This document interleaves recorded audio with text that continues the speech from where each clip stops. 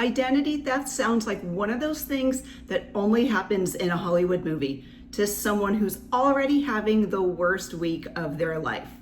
In this week's episode, Identity Thief, one woman steals a complete stranger's identity, maxes out his credit cards, and turns his life into absolute chaos. It's ridiculous, over the top, and thankfully not a documentary. Because here's the thing, while the movie is hilarious, identity theft isn't. In fact, it's one of the most common types of fraud in the United States, affecting millions of people every year. Identity theft happens when someone steals your personal information, like your name, social security number, credit card, or passwords, and uses it to spend your money. Open accounts, take out loans, or even file fake tax returns. And unlike in the movie, you probably won't get the chance to chase down the thief across the country or have a dramatic showdown with bounty hunters. Most victims of fraud never find out who did it. And believe it or not, I recently joined that club. I was driving home from Fort Worth and stopped at Buc-ee's, because nobody leaves Buc-ee's empty-handed. I grabbed my snacks, went to pay, and my card was declined.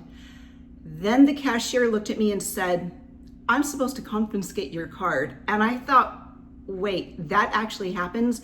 And I worked in retail for several years.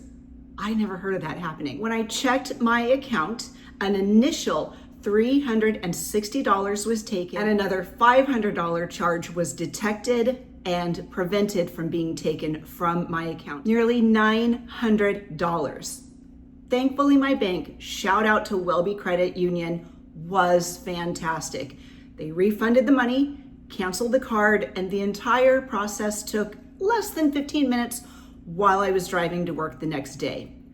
I consider myself lucky. For many people, recovering from identity theft takes weeks or even months. They spend hours disputing charges, replacing cards, contacting creditors, and trying to repair the damage, just like we saw Sandy do. And it can also wreck your credit. If someone opens loans or credit cards in your name and doesn't pay the bill, because why would they? Your credit can take a serious hit. And that can make it harder to buy a car, rent an apartment, or even qualify for a mortgage. And then there's the emotional side. Imagine opening your bank account and seeing your savings disappear, or getting a bill for something you never bought. Even after the money is recovered, you're left wondering, what else do they have? Is this going to happen again? And unfortunately, technology has made identity theft even easier. Large data breaches expose millions of people's personal information every year.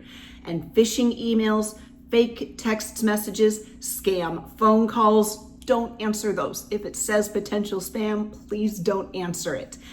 And weak passwords, and this gives criminals plenty of opportunities to steal your information.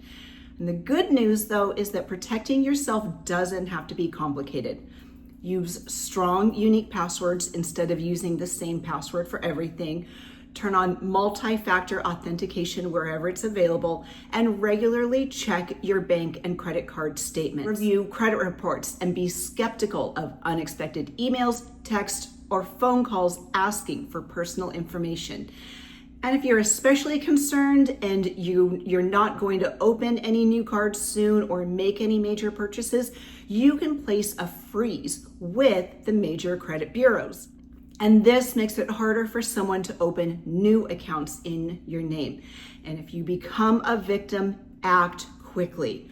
Contact your bank, contact your credit card companies, dispute fraudulent charges, place fraud alerts, and continue monitoring your accounts.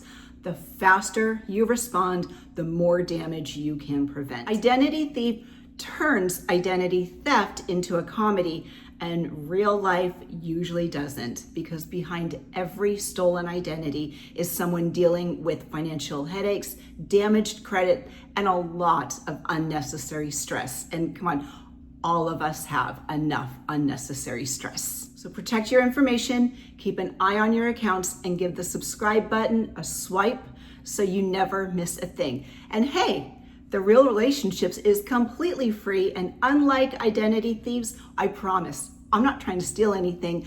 I just want you to subscribe to the show on Apple, Spotify, or wherever you get podcasts. And while you're at it, subscribe to The Real Relationships on all of the socials. We are on YouTube, TikTok, Facebook, Instagram, and Blue Sky. So follow us for more great content throughout the week. We appreciate you. Stay safe, and we'll see you soon.